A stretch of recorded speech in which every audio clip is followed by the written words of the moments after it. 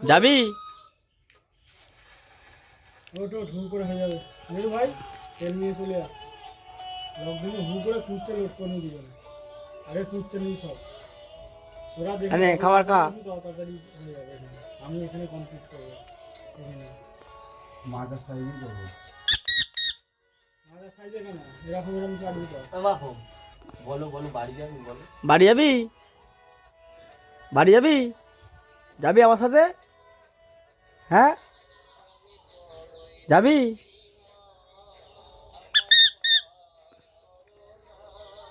আমি তোকে নিতে এসছি, যাবি?